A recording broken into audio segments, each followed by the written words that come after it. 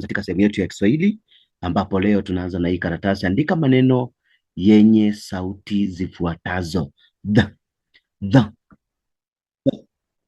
ch, thi, sh, ng, ga.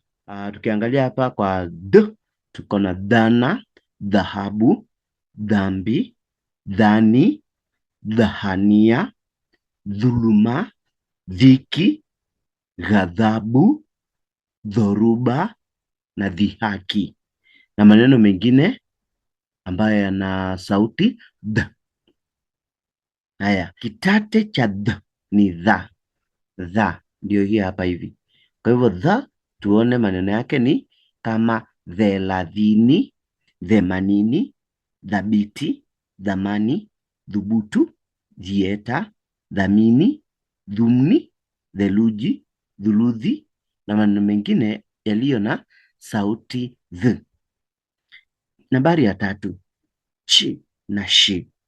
Chi na shi. Tupate maneno haya. Maneno ni kama chapati, chati, chaki, chandarua, cherehani, chakula, chipsi, chai, choo, choma, chete, chota. Na shi tuna sauti kama shati, shule, shilingi, shimo, shughuli, shangazi, shida, shinda, shamba, shungi, shombo, shukuru, shuku, shaka, sherehe na maneno mengine ambayo yana sauti ya sh. Twende kwa g. G na ng. G. Gu maneno ni kama ngamia, angamia, ngozi, ngojera, ngoja, nguruwe, mkongojo, mungu, ngoma, nguvu. Alafu kuna ng. Ng. Kwa ng tuna maneno kama ng'ang'ana, ng'onda, ng'ombe, ng'amua, ng'oa, ng'ambo, ng'ara, ng'ang'ania, ng'ata, seng'enge. Haya, nambari ya 7, andika viungo vitatu vya ndani. Viungo vitatu vya ndani ya mwili. Viungo vitatu ambavyo vinapatikana ndani. Tuna mfano kama pafu, ubongo, utumbo mpana, mishipa, ulimi, koo, nyongo na maneno mengine kama uchengelele, figo, ini. Naam, unaweza kufanya utafiti zaidi kujua maneno haya ama viungo hivi vya ndani ya mwili ni kazi gani hufanya. Hana ni dada mdogo wa mamangu. Kwa hivyo nitamwitaje Hana? Haya, tuchambue hii. Hana ni nani? Hana ni dada mdogo wa mamangu. Ya dada mdogo wa mama yangu. Kwa hivyo nitamwitaje? Hapa acha nikupee formula moja na inasema mjokahadama na amikashadaba. Mjokahadama ina maana kwamba mjo ni mjomba, ni kaka wa mama. Mjomba ni kaka wa mama na halati ni dada wa mama.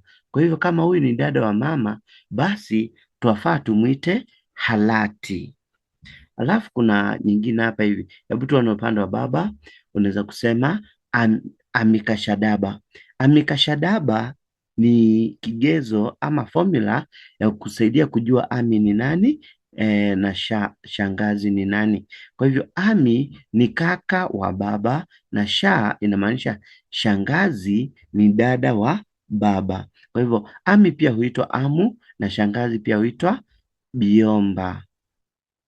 Andika sentensi. Andika aina 5 za nomino. Aina 5 za nomino. Tuko nomino kama nomino za kawaida, mfano ni choo, kikombe, mwalimu, mwanafunzi, nchi na kadhalika. Tuko nomino kama nomino za pekee kama vile tambo, Amina, Urusi, Mlima Kenya, Mola, Kiingereza Ziwa Victoria. Nomino hizi huanza kwa herufi kubwa kwa sababu ni kwa kimombo ni proper nouns. Kisha tuna nambari ya 11 pale ambapo tunaweza chagua nomino za dhahania ama nomino dhahania. Ni nomino ambazo hatuwezi ziona kwa macho kama vile upendo, amani, roho, furaha, huzuni, ugonjwa, chuki, uchawi na kadhalika. Alafu kuna nomino nyingine hapa ambayo tunaziita nomino za makundi. Nomino za makundi ni jumuiya ama nomino za jamii, kama nomino za makundi kama dhuria ya nyota, bunda la noti, sisisi ya watu, mlolongo wa magari na kadhalika. Nyingine tunaweza sema hapa ni nomino ambata. Nomino ambata ni maneno mawili kuambatanishwa ama kuunganishwa ili yasomeke kama neno moja na yawe neno moja. Kwa mfano, amri ukiongeza jeshi utapata amri jeshi. Mwenda kuongeza wazimu ni mwenda wazimu. Mwana uongeze scout, mwana skauti. Alafu kuna gari na moshi, gari moshi. Mwana na sesere, mwana sesere na kadhalika. Pia mjoka, mjomba kaka na kadhalika. Kuna nomino nyingine hapa ambayo tunaweza soma, nomino za wingi. Nomino za wingi ni kama unga, maji, mchele, chumvi, mafuta, sukari, maziwa, uji, mchanga, chai na kadhalika. Tuna nomino nyingine tunaziita nomino za vitenzi jina. Unaweza kuandika matini haya yakakusaidia siku zijazo. Nomino za vitenzi jina ni nomino katika ngeli ya ku. Kwanza kwa silabi ku. Kwa mfano, kukimbia kwake kulimsaidia. Wingi wake ni kukimbia kwao kuliwasaidia. Kulala, kucheka, kula, hizo zote. Kamilisha methali hii. Mchumia juani. Ukiambia mchumia juani, jibu lake ni mchumia juani hulia kivulini.